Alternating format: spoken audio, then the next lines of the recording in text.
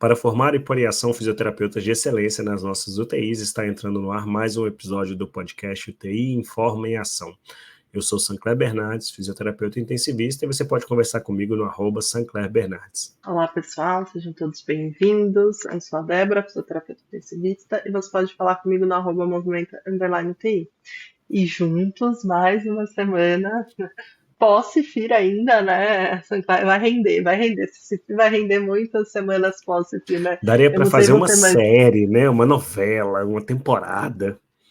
Não, e assim, além do... Bom, então a gente tá indo pro episódio 2, né? Se você não assistiu o 1, você volta lá para assistir o episódio 1 dos highlights do CIFIR, esse é o 2. Mas eu brinquei que vai durar muitas semanas pós-CIFIR, porque assim, tem algumas reuniões que foram marcadas no CIFIR e que, sabe assim, tipo, dia tal, Vão então ainda vai render ter... muitas coisas. Ainda tem aquela listinha, né? Que pelo menos eu saí do CIFIR com uma lista, assim, né? Tipo, checar isso, ver isso, conversar com fulano, não sei o quê, e que ainda vai render uma semana Exato. de Vai, trabalho aí, né? muito tempo, muito tempo. E a gente vai ter aqui no nosso podcast, né, Débora? A gente vai ter episódios específicos que a gente negociou e conversou e acordou e convidou e teve a honra, né, de poder deixar agendado, pré-agendado lá no CIFIR. Então vocês vão ter muita coisa boa, com gente muito bacana a vir sobre Isso isso. aí. Bom, no Mas episódio passado a hoje, gente falou muito. Diga.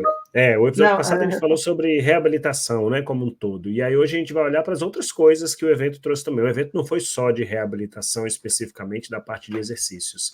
A gente teve também sobre ventilação mecânica, né, Débora? Eu acho uma impressão minha, a gente falou menos do que nos outros CIFIs, do que se falava sobre ventilação mecânica, então isso foi um direcionamento da comissão organizadora, mas nem por isso a gente deixou a desejar. E já coloco uma outra coisa que a gente vai falar aqui, é sobre o evento em si. Então, talvez numa sala a gente não teve tantas palestras de ventilação mecânica, mas a gente teve um momento de hands-on lá com estações práticas de ventilação mecânica avançada, desde não invasiva até os casos mais complexos, que foi extremamente interessante também. Então, não faltou oportunidade para que se discutisse, vivenciasse questões de ventilação mecânica com profissionais de referência, eu acho que isso não faltou. Mas a nossa grade especificamente, eu queria destacar aqui, a gente teve uma palestra sobre as sincronias, né, que foi falado sobre as sincronias, e a minha percepção, eu tive a oportunidade de moderar essa palestra, é que sim, a gente precisa bater às vezes no martelo, no mesmo prego ali várias vezes, porque a detecção e a correção de assincronias é algo muito complicado, mas os palestrantes foram muito claros, que não é você decorar um gráfico, é o entendimento sobre o processo, é o entendimento da fisiopatologia que faz com que você, profissional, possa tomar uma melhor decisão. Inclusive, eu acho que isso tem a ver com o que a gente falou no episódio anterior, né? e aí eu posso pôr um tiquinho de polêmica nessa história, né? Diga, lógico. Não, é que eu achei muito interessante, eu vou te cortar e depois a gente volta, mas que teve a palestra de inteligência artificial, né? Foi. E uma das coisas que ela citou ali, né, a pergunta que ela, né, respondeu, eu ia falar tentou, mas foi brilhante a palestra dela, que ela respondeu lá, foi se a inteligência artificial vai, né, substituir o fisioterapeuta. E aí uma das coisas que ela trouxe assim, então o que a gente tem, né, para inteligência artificial por O que agora? deve chegar aí, né, com a inteligência É, artificial? e aí uma das coisas foi ventiladores que reconhecem a sincronia, né? E aí? Perfeito. Isso foi perguntado na mesa da sincronia, e foi o Ângelo e o Flávio que falaram, e eu não me recordo agora, eu acho que foi o Ângelo que respondeu que provavelmente vão chegar ventiladores e softwares que vão fazer isso. Agora a gente não tem no mercado, e não temos a previsão de ter, as correções que sejam individualizadas conforme a necessidade, né? Então, se tem vários modos ventilatórios avançados, foi citado lá um PRVC da vida, que ele ajusta de acordo com o volume do paciente, certo, mas ele não consegue diferenciar se o paciente está melhorando ou se ele está com febre. Então, assim, a detecção é algo que eu acho que a tecnologia vai trazer. E ficou claro na palestra assim, você decorar, se faz isso ou faz aquilo, Cada um tem Não seu faz mecanismo. sentido. Mas o como você vai tratar depende de um conhecimento fisiopatológico e da base da ventilação mecânica muito grande. Então, eu acho que sim, foi a Tatiana, né, que falou da inteligência artificial, se ela ia substituir ou não. Eu acho que a gente vai chegar a esse ponto e não vai demorar muito, viu, Débora? Eu acho. Né, e ela trouxe exatamente isso, assim, né, de que é isso, a inteligência artificial vai reconhecer padrões, né, específicos, mas é você que vai ter que vir e falar, pera, isso aqui não serve agora, né, por mais que seja, por exemplo, né, um padrão geral, né, para agora, para esse momento do que está acontecendo com o paciente, isso não serve. Ou ela reconhece e ela fala, olha, uma sincronia X, por exemplo, né, e aí você vai ter essa tomada de decisão, né, ou minimamente aceitar ou não a tomada de decisão ali, por exemplo, da máquina, né, levando em consideração o seu raciocínio clínico, tudo que você avaliou, né, todo o contexto, a individualização. Então, isso eu acho muito legal. Acho muito, eu provoquei porque você começou falando, né, que eles trouxeram isso, né, de que não é sobre decorar gráficos, né, e realmente, porque Sobre isso raciocínio. e ela enfatizou muito na palestra dela, né? E isso é inteligência artificial. Ela terminou falando, né? Se você for essa pessoa, sim, você vai ser substituído pela inteligência artificial. Ela falou. Se você for E eu achei muito boa, desinteligente, né? natural, É, você vai ser substituído pela inteligência artificial. basicamente isso, né? Mas teve um Então, outro ponto que eles colocaram que eu achei bem interessante, que tem a ver com isso, é que nós profissionais temos que ter o discernimento que o paciente não é uma máquina dessa forma. Então vão ter momentos de assincronia. Eu achei bem legal, os dois falaram muito sobre isso. Você precisa julgar se aquela sincronia pode acontecer por causa do momento do paciente, da característica do paciente. Ninguém acorda de uma sedação e passa a assumir sua ventilação espontânea como se nada tivesse acontecido. Há uma transição até o domínio e o controle do drive ventilatório do trabalho. Então, eles colocaram muito sobre isso, assim, em todos os casos que foram citados de identificação e correção, foi falado que você precisa, em primeiro lugar, saber se aquela sincronia não poderia acontecer no momento. Aí você tem que botar na balança efeito lesivo, né, prognóstico, o paciente está acordando e tal, porque algumas caminham para sedação e bloqueio neuromuscular e tal, então foi colocado muito sobre isso, né, que a gente agora, precisa de discernimento da transição também. então, e olha que interessante, né? Ela terminou também falando sobre que a gente precisa, nós precisamos estar preparados para usar a inteligência artificial na UTI, né? E aí ela falou como, né, se preparar. E aí ela trouxe alfabetização em dados, né, que eu acho que é uma das coisas bem complexas que a gente, né, enfim, vai ter mais trabalho. E aí a segunda coisa que a gente precisa estar preparado para usar a inteligência artificial que ela trouxe é o pensamento crítico, né? Então a gente é que vai ter que ter esse pensamento crítico, porque o pensamento básico ali é a máquina que vai fazer. Então para nós Exato. vai sobrar o pensamento crítico, né? Aí ela colocou aprendizado contínuo e colaboração e comunicação, né? Então, olha que interessante, né? Eu achei muito, muito, muito legal ter falado sobre isso, porque é o futuro, né? O presente e futuro, enfim. Exatamente, essa relação. Né? E aí, aproveitando o gancho, falando de presente e o futuro, a gente teve também, né? Você citou no outro episódio a sua palestra, eu tive a oportunidade de dividir com você essa mesa, né? Essa palestra dos legados da era pós-pandemia, e eu dei o foco para assistência ventilatória. E acabamos chegando à mesma conclusão, né, Débora? Porque tudo que a gente viu sobre assistência ventilatória na pandemia, como foco principal, que era proteger o pulmão, que era evitar esforço, que era ajustar um volume corrente pela driving, todos aqueles pontos técnicos eram coisas que a gente já sabia dos pacientes com SARA. Né? Isso foi o que eu tentei transmitir na palestra, que a gente só pegou coisas do passado e a gente sedimentou, principalmente por causa do volume, né? A gente fazia isso de vez em quando, de repente a gente passou a fazer isso o dia inteiro.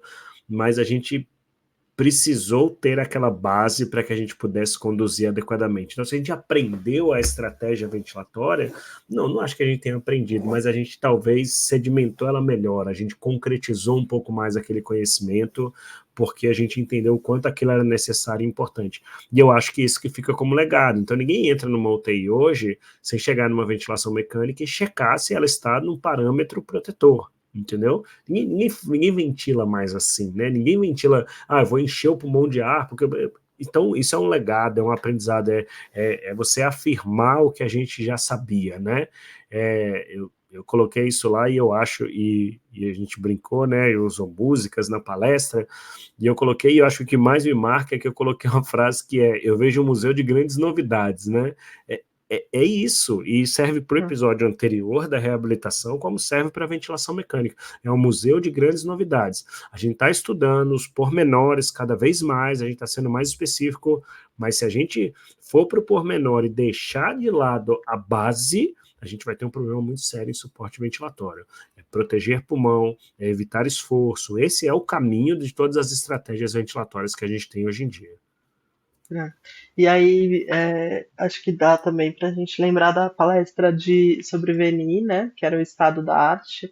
E achei muito Isso. legal a maneira como o Ângelo conduziu, né? É uma arte, né? Ou não é uma arte, enfim, né? E aí, na verdade é isso, né? Ele também meio que voltou assim para a base, né? Ventilação mecânica não invasiva, né? Acho que todo mundo que assistiu a palestra dele saiu Não é com isso na diferente, cabeça, né? Não é né? É diferente uma da outra. ventilação mecânica, né? E a gente precisa considerar isso. Ele trouxe isso muito forte, né? Então não dá para achar que então a gente não precisa considerar os parâmetros, né? Ele falou muito isso. A gente precisa considerar os parâmetros, a gente precisa considerar o tempo que a gente faz, né? A gente precisa considerar para Seleção do quem a gente está paciente, fazendo seleção a do seleção do paciente. paciente, né? Eu achei muito interessante que ele bateu muito na tecla assim de fazer o desmame, né? Então não é aquela coisa, fiz uma hora e tiro, né? Mas prestar atenção nesse tempo, né? No tempo que a gente deixa, no tempo que a gente está levando ali para fazer o desmame, né? E fazer esse desmame até efetivamente você ter a resolução, né, da causa que levou para a não invasiva, né? Então, eu achei. Ele falou do volume corrente também, né? Tanto como Que é uma um grande possibilidade guia, né? Tanto o volume corrente de alto pode ser bom ou pode ser ruim, né? Ele explicou correr, isso, pode ser um né? excesso de suporte, como pode ser uma falta de suporte, e o paciente está fazendo um esforço absurdo, né? Exatamente, né? Ele falou, eu gostei que ele também achei muito interessante que ele falou sobre o número de interrupções, né, que a gente faz na VNI, né, ao invés de deixar, né, por um tempo, né, para aquele paciente ir, né, resolvendo a causa e a gente ficar parando e tira e não sei o É o quê, né? conceito de suporte, né? Você dá suporte enquanto a insuficiência respiratória se trata de outras formas. É um paradoxo. Eu tive a oportunidade de conversar isso com ele. É um paradoxo. A VNI dá certo, a gente tira e começa a interromper. A VNI dá errado, a gente fala para insistir para ver se ela resolve. É um paradoxo muito louco. E ele colocou, né? E aí eu vou destacar que eu moderei essa palestra dele, eu falei lá na hora que 1 ou 2 dias antes ele falou assim, eu estou preocupado porque vai sair um grande estudo, vai ser publicado um dia antes para falar sobre formas diferentes, como colocar 1 hora por dia, né, na VNI, se daria certo. E ele estava preocupado porque ele queria se organizar para incluir aquilo na palestra, e assim ele fez, né, ele leu o trabalho um dia antes para poder incluir, e um trabalho que mostrou assim, olha, para pacientes de enfermaria, talvez fazer essa 1 hora por dia reduz a progressão da doença, mas é uma população, é um tipo de intervenção que nada tem a ver com aquela intervenção que nós usamos dentro da UTI. E acho que Ele ele falou, né, fechou, brilhante, relação mostrando que PF acima de 200. acima de 200, são pacientes menos graves. E para o paciente crítico da UTI mesmo, eu acho que ele deixou bem claro que é suporte enquanto se trata a insuficiência respiratória, e enquanto você faz isso, você tem que deixar o máximo do tempo possível com uma boa monitorização, como você colocou aí, do volume corrente e outras questões que são atreladas, né? Boa escolha da E, interface e tal. e aí eu queria só comentar duas coisas. Uma é que você falou, né, achei muito legal também essa preocupação dele, né, de, tá saindo, eu quero incluir para minha aula. E na verdade isso é muito legal de congresso, né, Sancler? Porque eu fiz uma palestra, você fez, né, e a gente conhece pessoas que fizeram, e todo mundo se dedica demais, né? Eu passei também dias revisando, né? Você tem aquela sensação de será que eu revisei a Tá literatura faltando alguma inteira, né? coisa? Para trazer aquilo para as pessoas, porque obviamente, né, gente, a gente vai lá na nossa prática, né? Eu trouxe um pouco de como eu fiz na pandemia, né? De o que aconteceu comigo também, mas a gente revisa a literatura inteira, né, para trazer para dentro de um congresso, porque é isso, é um congresso científico, né? Então isso é muito legal, né? O dele ficou claríssimo, né? Porque foi um Um artigo dia um dia antes. mas é a proposta de todo mundo que vai dar aula lá, né? É estar o máximo atualizado para poder passar para as pessoas, né? E às vezes até para aquelas pessoas que às vezes, né, não tem tempo de fazer isso, né? De repente não sabe o caminho direito ainda, né? E aí a outra coisa que Você eu ia sabe o que falar é aconteceu que. comigo isso? Porque eu fiz a minha, estava toda, né, em volta da estratégia protetora de ventilação mecânica, que eram os legados da pandemia, e eu acrescentei algo que eu acho que a gente discutiu muito na pandemia, que foi a monitorização do esforço, né? Você monitorizar o esforço do paciente para evitar PSILE. E aí, alguns dias antes de ir para Brasília, eu estava revisando a literatura e saiu a publicação de um artigo. Era exatamente sobre manter o controle da proteção alveolar por um tempo maior, medindo o esforço respiratório em pacientes COVID. Era um artigo até que o Caio, né, a gente já vai falar sobre a diretriz, o Caio que está no grupo, né, da diretriz também, ele era um dos autores, eu falei, Caio, se vocês publicaram esse artigo agora, me manda que eu quero ler para incluir. A gente incluiu e eles mostraram assim, olha, não deu diferença no desfecho mortalidade ou tempo de ventilação mecânica, mas tiveram resultados que são promissores para a gente monitorar melhor esse esforço, seja P01, seja Flow Index, ou seja, então, uma pressão de oclusão. Mas é essa atenção que os palestrantes têm pela magnitude do evento de trazer o que há de melhor. A gente precisa disso. Se a gente não fizer isso, o evento não é o que é. Assim, eu tentei, assim, ao máximo assistir tudo que eu pude, porque eu acho super interessante, É né? muito bom. Né, eu tô ali na prática clínica, eu quero melhorar minha prática, eu tô com os meus alunos, quero trazer, então eu tentei assistir o máximo que eu pude, e a gente só consegue agradecer, né, pela dedicação das pessoas que montaram as suas palestras, né, as suas aulas com o maior empenho possível para que isso acontecesse, né? E aí eu só queria puxar, né, que o Ângelo, ele termina falando, né, que sim, é uma arte, né, dentro de evidências científicas, mas também dentro da expertise, né, daquele paciente, né, do quanto você vai vivenciando aquilo, né, e aí, de novo, a gente girou muito, né, no congresso, mostrando que as duas coisas importam, né, Sancler? O seu técnico, o seu científico importa, mas também a sua percepção, a sua expertise, a sua mão na massa, Exato. isso também importa, né? E aí teve uma palestra, uma parte ali, né? Não uma palestra, mas um bloco ali super interessante, né? Falando sobre isso, falando sobre a humanização ali do cuidado, né? A Cuidado centrado no interdisciplinaridade, paciente. cuidado centrado no paciente, né? O Fernando já esteve aqui com a gente também. Vale muito a pena ver o episódio dele, né? Já faz um tempão, né, Sinclair? Nossa, faz um tempão que ele Faz. veio com a gente. Foi Ixi, no foi no Natal. final foi no Natal de 2023. É, é. E aí ele trouxe um 23? pouco, né? Foi Foi. 23, porque não foi no Isso Natal do ano mesmo. passado. É. É.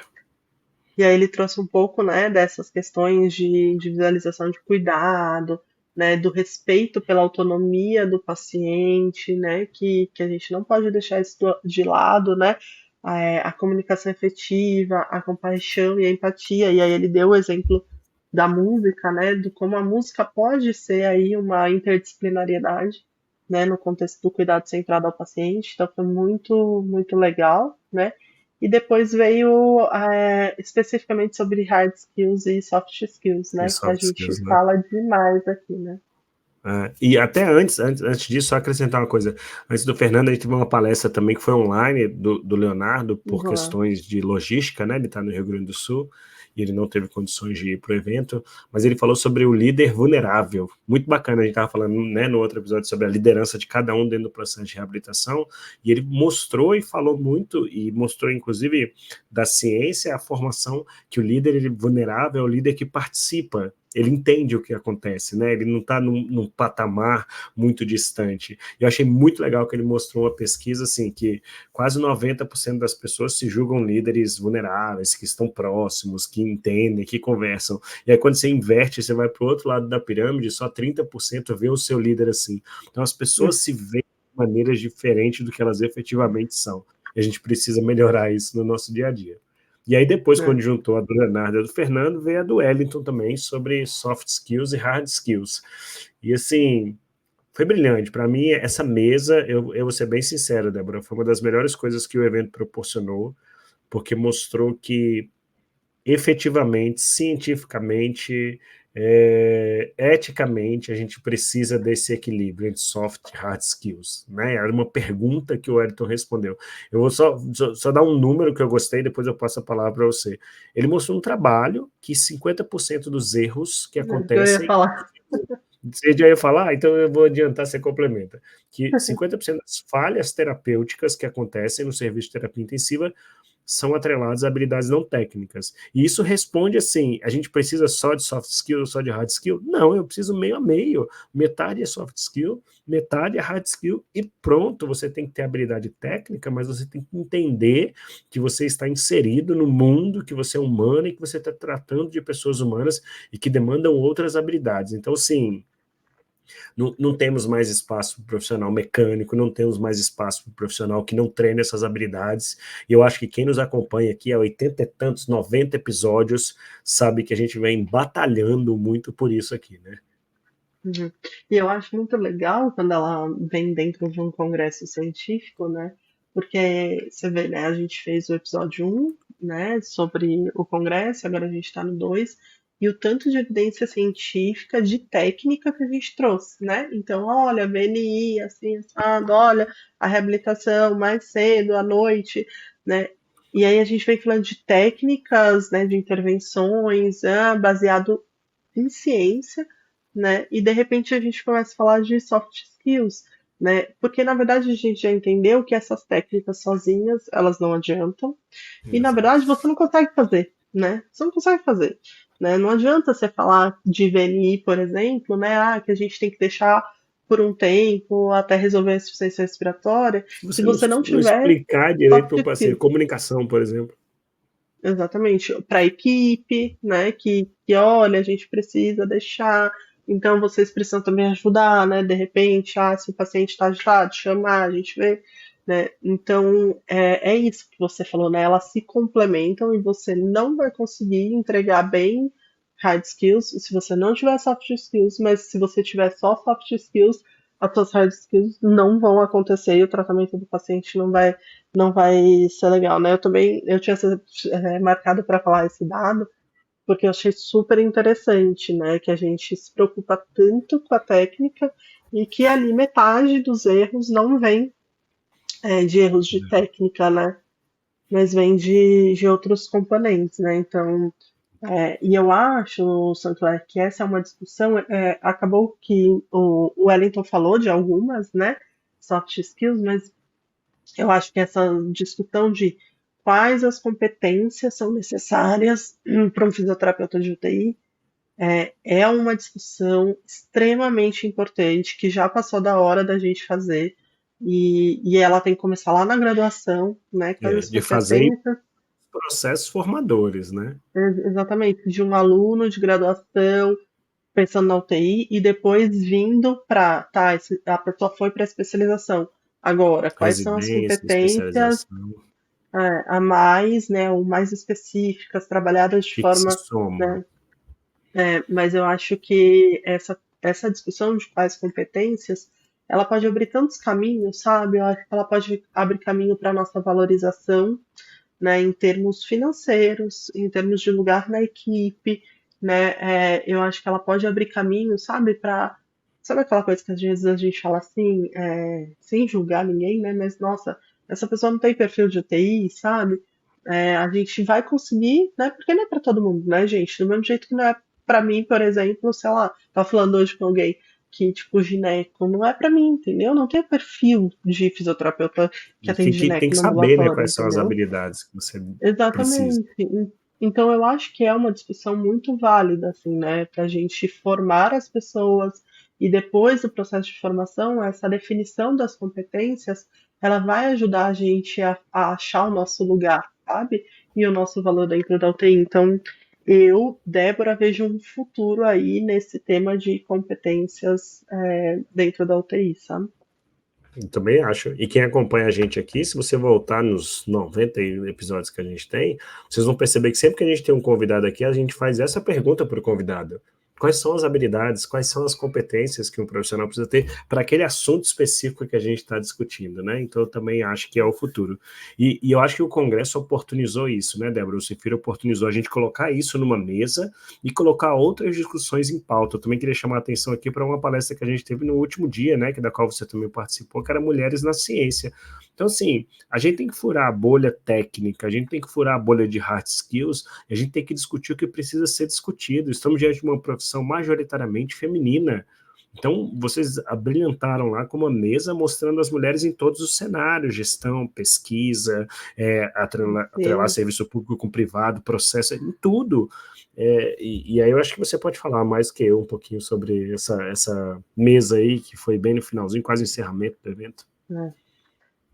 Para mim, nossa, foi uma honra, né, estar ali no meio, né, das mulheres e poder falar ali qual que era, né, o que que a gente entende como o papel da mulher, né, dentro, eu especificamente fui ali para tentar contribuir com o papel da mulher na ciência, né, na pesquisa, e, e assim, eu acho que eu falei uma frase lá, né, que eu queria repetir aqui. Eu acho que ela é muito válida, assim, né? Quando eu estava estudando, né, sobre o assunto, e eu li que ela fala assim, que é importante, sabe, a gente fazer essas reflexões, esses momentos, para a gente preservar o passado, né, para a gente solidificar o presente e para a gente planejar o futuro, né? Então, eu acho que é muito disso, sabe, Sancler? A gente como mulher, e aí eu coloquei lá, sabe? A gente tem inúmeras dificuldades e às vezes, muito rapidamente vem na nossa cabeça assim, é a mulher que tem filhos, né? E realmente isso é uma carga enorme pra gente. Mas veja, não é só o filho, né? Tem a mulher, né? Eu trouxe lá, que não quer ter filho, né? Mas a gente sabe que de repente ela é cuidadora dos pais, ela é, né? Enfim. E toda a discussão que a gente tem a respeito da dificuldade, que é fato, é mais difícil, né? Sim, a Em sobrecarga inúmeros que recai momentos sobre vocês.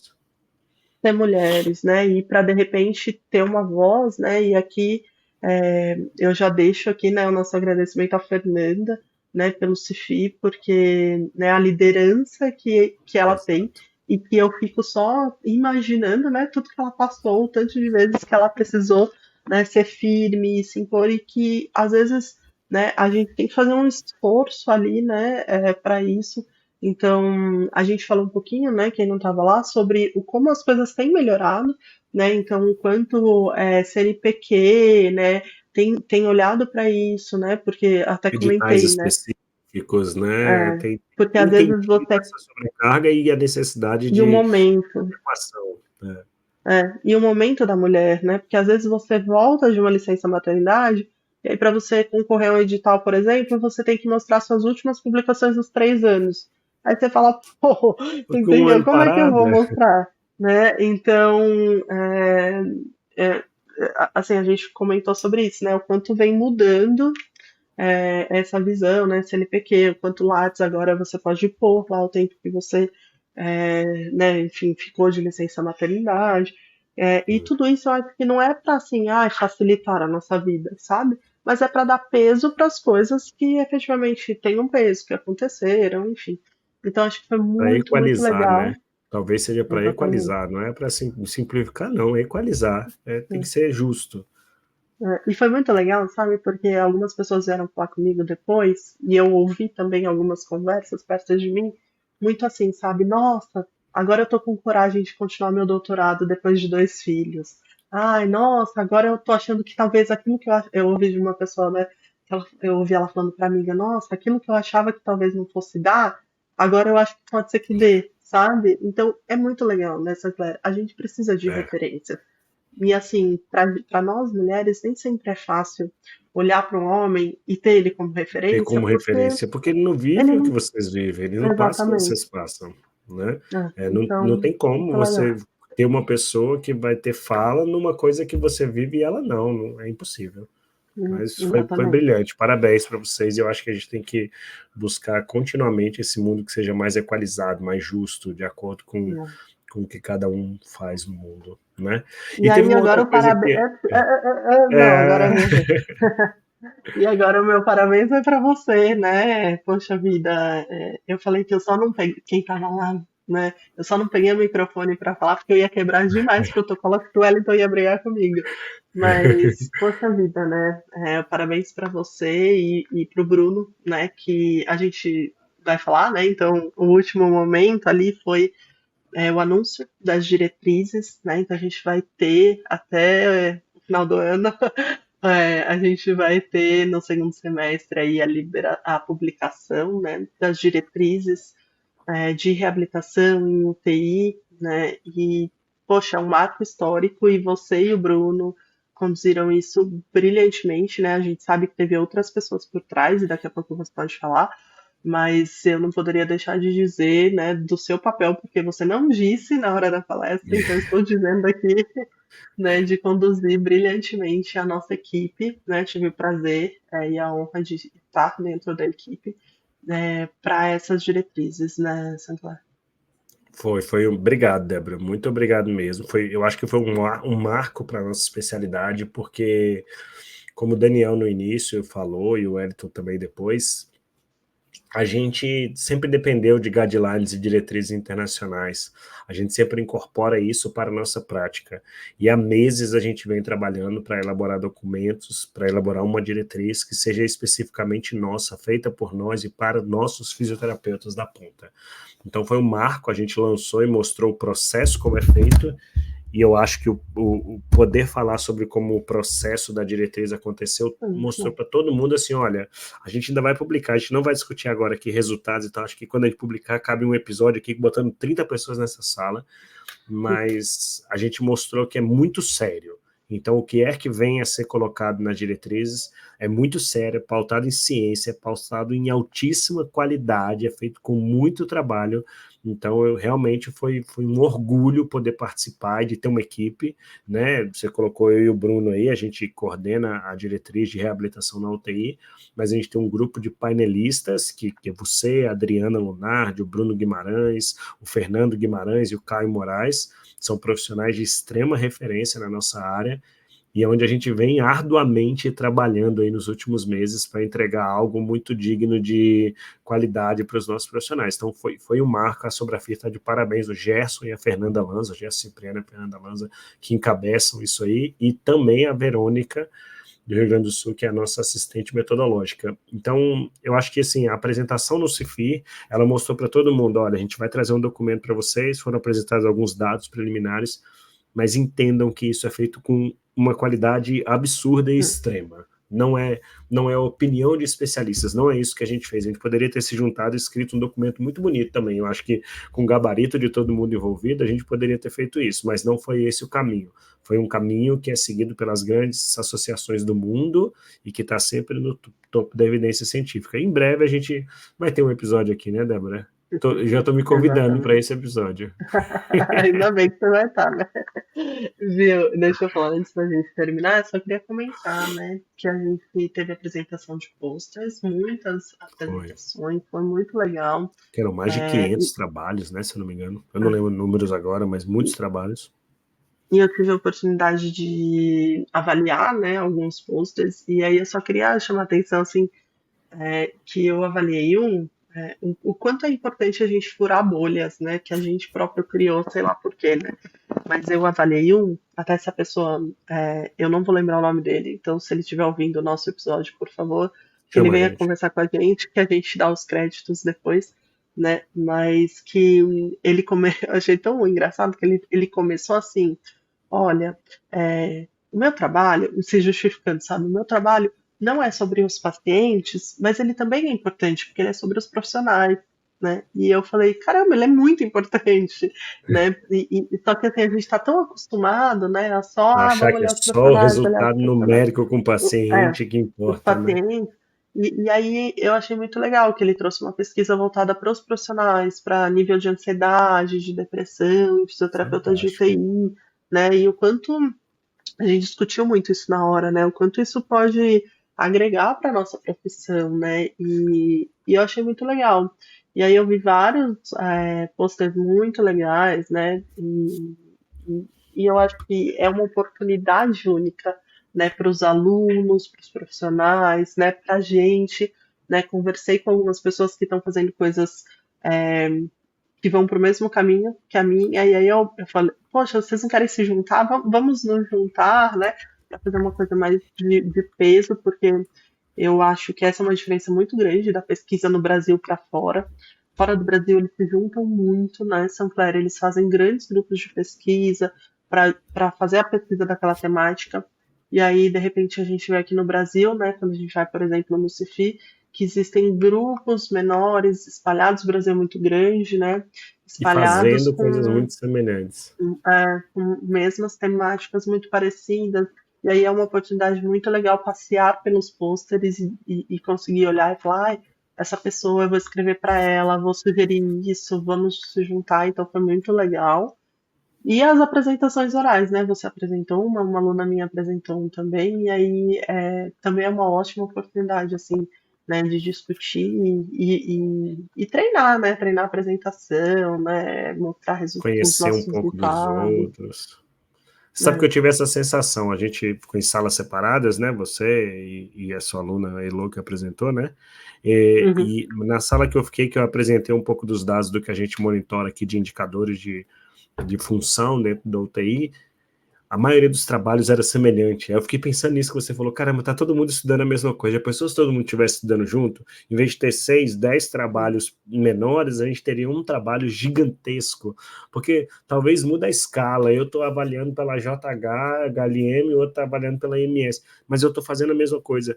Então mostra que é a construção, a gente está no caminho, por isso que eu falei, eu acho que é um CIFIR que sobe o sarrafo para exigir mais do próximo, para que essa sistematização esteja adequada.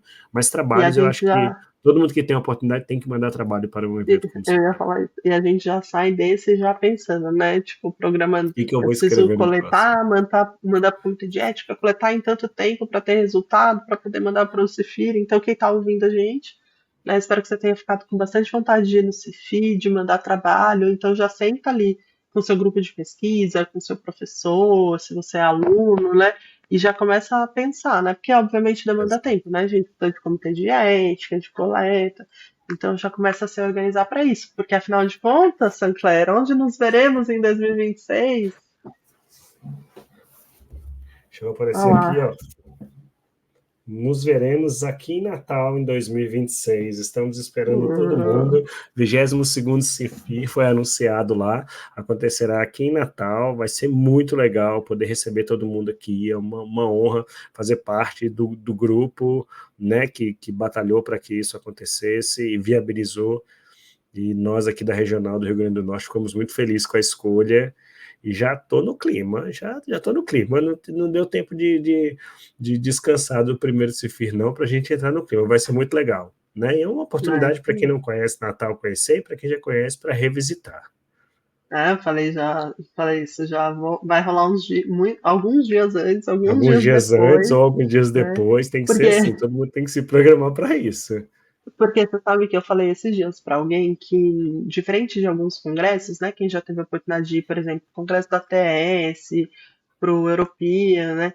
Eles são congressos médicos, né, Sinclair? E aí, a parte de fisioterapia, ela acaba sendo pequena. Então, você vai para esses congressos, acaba Você tem que, assim, agenda livre. você não tem a agenda tão lotada, sabe? Então você acaba até às vezes conhecendo o lugar e tal, mas quando você vai para um congresso da Sobrafi, por exemplo, assim, eu não conhecia Brasília. Eu dei uma volta por Brasília porque eu E cheguei na pronto, quarta na né? hora do almoço. E aí eu tive esse meio período, né? Mas você não sai, né, do congresso, porque é o É tempo todo intenso, com né? coisas da sua área. Né? Então, para Natal, eu não conheço Natal, vou conhecer, vai ter Tem que que ter rolar pelo 2 dias menos uma antes e 2 dias semana de depois. extensão aí. Mas é Exatamente. isso. A gente já convida todo mundo para poder participar. Bom, acho que a gente finaliza nossos 2 episódios com o que a gente julgou, né, de legal de falar aqui. Então, se há alguma palestra a gente não discutiu a fundo, etc., também não deu para a gente assistir 100% de tudo. A gente estava muito envolvido em diversas coisas, né, Débora? Foi muito intenso para mim e para a Débora a participação dentro do CIFIR, muito gratificante também. mas a gente colocou aqui pontos que a gente acha que são interessantes para a nossa especialidade, que é o papel desse podcast. E para finalizar, eu queria fazer um agradecimento, Débora. O evento foi muito, muito, muito gratificante para a gente, do ponto de vista de trabalho que a gente desenvolve aqui nesse podcast, para a receptividade das pessoas. Então, a gente teve a oportunidade de conversar com muita gente, foi um carinho extremo que a gente recebeu de diversas pessoas que acompanham o podcast e que vieram nos testemunhar o quanto o podcast é importante, seja em um episódio, em dois, em todos, na forma, e isso foi algo que mexeu muito positivamente comigo, sabe, Débora? Essa recepção que as pessoas têm com o podcast. E esse carinho, a gente pega esse carinho, a gente absorve tudo isso e a gente transforma tudo isso em força para que a gente produza mais e mais coisas de qualidade aqui. O objetivo desse podcast continua sendo formar e pôr em ação fisioterapeutas de excelência. E isso tem habilidades... Opa, fiquei nervoso aqui.